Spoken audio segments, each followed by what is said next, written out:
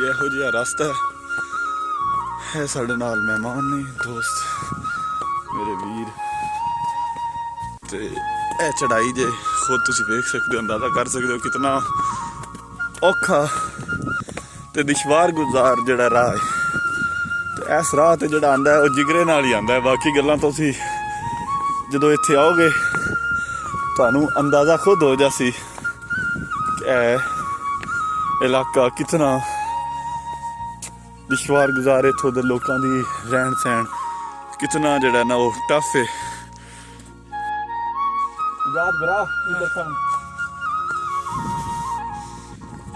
नज़ारे आ गए जी ए वेख सकते हो तुसी कितनी चढ़ाई डाढ़ी है ते असी इरादा कीता है कि अज टीला जोगियां जड़ा है उस दी जड़ी ये मुश्किल राह ने कितना थल्यों पहले तो आबादियां तो अड हो के जोगी इत्थे आए भेंट तो फिर कितना सफ़र है या कितनी मुश्किलात तो बाद वो इत्थे पहुंचे ने असीं तुहाडे नाल ये डॉक्यूमेंटरी भी सांझी करांगे नवीद भरा इधर सामने वेखो जरा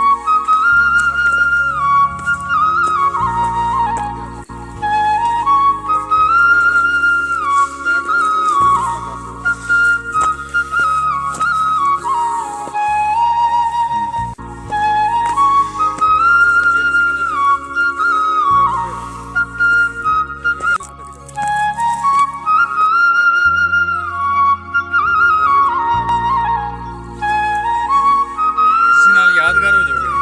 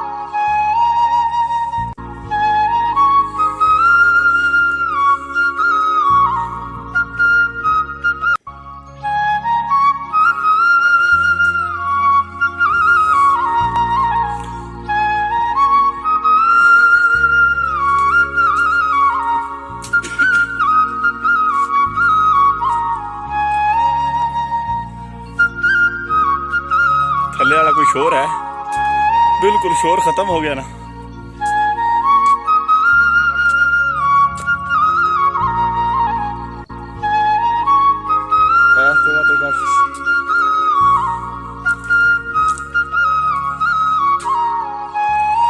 अजे मजीद सारा असीं उत्ते सफर जाना है।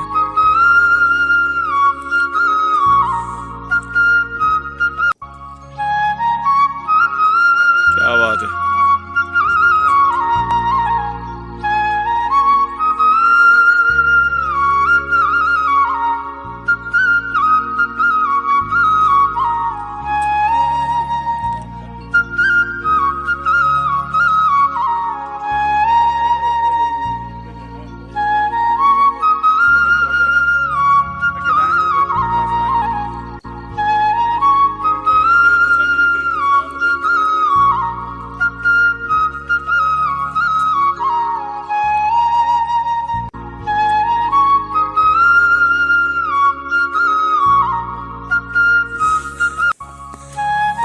हीर ने आख्या सी कि तू जा जोगी दा बेस वटा के ते आ, क्योंकि जोगियां नू पिंडां दे विच बहुत खास अहमियत हासिल सी कि जोगियां तो, क्योंकि ये दुनिया तरक कर चुके होंदे ने कि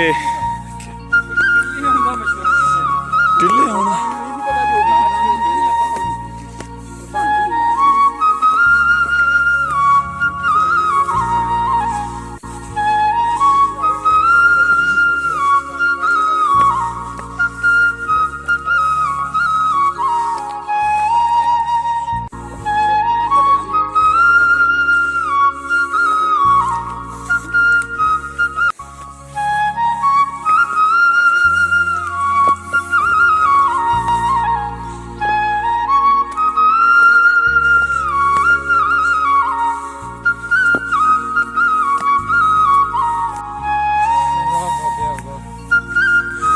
आखिर तकरीबन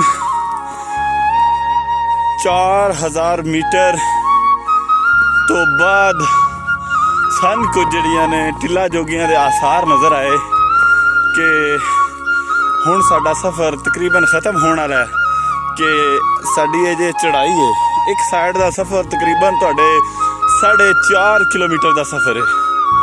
ठीक है, तो यह चीज़ां जदों तुसीं तकण दे खुद आओगे, क्या बात है जनाब। हाँ जी, पहले इधर जाना चाहिए।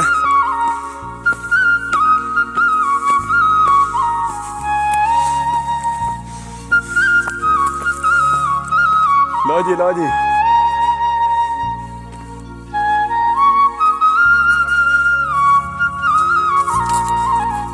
वे किला रोहतास तो तुसी जिहड़ा है ना डायरैक्ट टिल्ला जोगियां ते किसी बाइक या अपनी ट्रांसपोर्ट से तुसी इस इलाके च आ सकते हो। ए दोस्त साडे दे नाल ने ते असीं एरो दा निशान वेख रहे हो, असीं मजीद जे उत्थे जाना है। आ जाओ सर, चलिए हुण।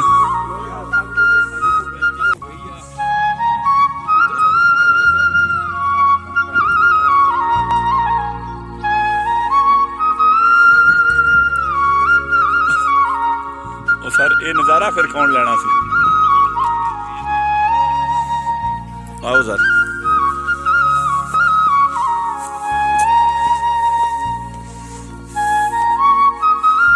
जा साहब आ जाओ।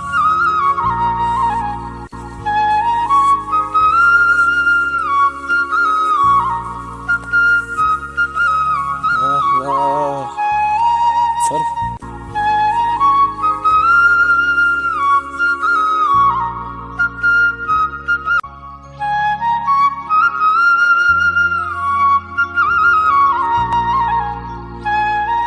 जोगियां जिथे पार्किंग ਲਈ भी लोग आए ने ते नाल रेस्ट एरिया बनाए ने, विच तुसीं साह सूह कढ सकदे हो। ठीक है, उस तो हट के सामने जनाब तुहाडे बोर्ड लगा है, साइन बोर्ड तो तुसीं पढ़ रहे होने हो कि किला रोहतास तो तकरीबन 24 किलोमीटर के फासले ते रावलपिंडी तो 128 किलोमीटर के फासले ते लाहौर तो 205 किलोमीटर ਇਹਦਾ फासला। ठीक है,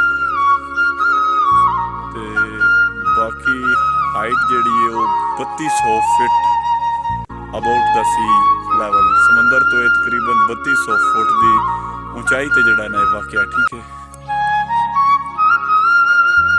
असी टिल्ला जोगियां पहुँच गए हाँ, ते ਇਹਨੇ ਸਾਨੂੰ ਯਕੀਨਨ ਕਰ ਦਿੱਤਾ ਢਿੱਲਾ। ਤੇ ਅੱਗੇ ਹੁਣ ਜ਼ਰਾ ਚੜਾਈਆਂ ਨੇ, ਪੌੜੀਆਂ ਬਣੀਆਂ ਹੋਈਆਂ ਨੇ ਇਹਨਾਂ ਦੀ ਇਬਾਦਤ ਗਾਹ, ਜਿੱਥੇ ਉੱਧਰ ਜਾ ਰਹੇ ਹਾਂ ਅਸੀਂ।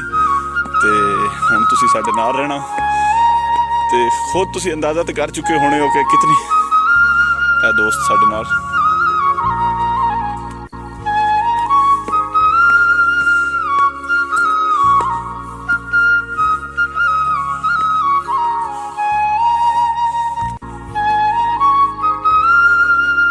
ਹੋ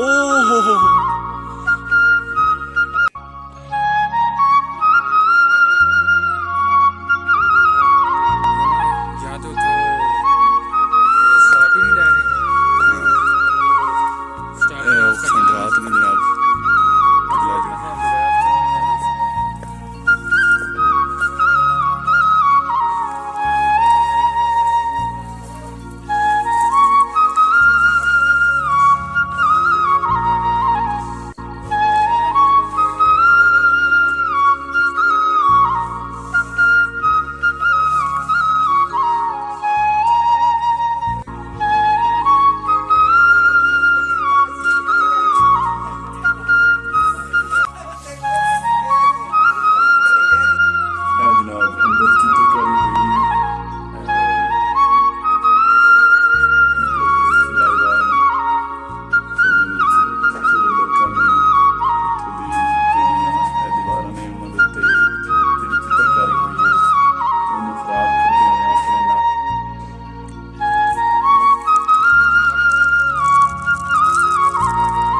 गोरखनाथ को आके जनाब जश्न हो रहा है। राजा इत्थे जोग लैन आया ते असीं उंदा भोग लैन आया। ਅਸੀਂ ਰਾਂਝੇ ਬਣ ਗਏ।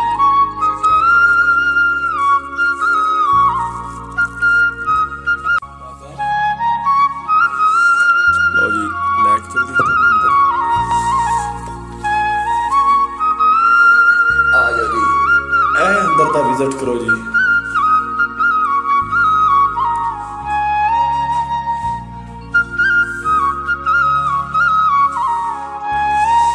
ਅੱਗ ਸ਼ੱਗ ਜਲਾਉਂਦੇ ਸੀ ਇੱਥੇ।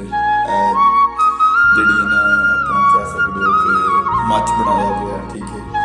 ਇੱਥੇ ਧਿਆਨ ਲਾਉਣ ਵਾਸਤੇ ਉਹ ਆਪਣਾ ਬੈਠਦੇ ਸਨ। ਤੇ ਇਹ ਸਾਡੇ ਦੋਸਤ ਨੇ ਜਿਹੜੀ ਸਾਡੇ ਨਾਲ ਤਪੱਸਿਆ ਕਰਨ ਲਈ ਆਏ ਸਨ ਇਸ ਜਗ੍ਹਾ ਤੇ। ਇਹ ਜ਼ਰਾ ਨਜ਼ਾਰੇ ਵੇਖੋ ਤੇ ਕੁਦਰਤ ਦੇ ਨਜ਼ਾਰੇ ਪਰਾਂ ਵੇਖੋ। ਮੈਂ ਕਿਹਾ ਗੁਰੂ ਨੀਰੀ ਜਿਹੜਾ ਨਾ ਤੰਗੀ ਨਹੀਂ ਸੀ ਕੱਢਦੇ, ਨਾਲ ਕੁਦਰਤ ਨੂੰ ਇੰਜੋਏ ਕਰਦੇ ਸਨ। ਕੁਦਰਤ ਦੇ ਮਨਾਜ਼ਰ ਵੇਖੋ। ਇਹ ਜਦੋਂ ਵੇਖਿਆ ਤਾਂ ਉਹਲੇ ਹਰ ਚੀਜ਼ ਭੁੱਖ ਪਿਆਸ ਖਤਮ ਹੋ ਜਾਂਦੀ ਹੈ, ਉਸ ਵੇਲੇ ਕੋਈ ਚੀਜ਼ ਬਚਦੀ ਨਹੀਂ। ਲਓ ਜੀ ਨਜ਼ਾਰੇ, ਲਓ ਜੀ ਲੈ ਕੇ ਚਲਦੇ ਤੁਹਾਨੂੰ ਅੰਦਰ। ਆ ਜਾਓ ਜੀ, ਇਹ ਅੰਦਰ ਦਾ ਵਿਜ਼ਿਟ ਕਰੋ ਜੀ।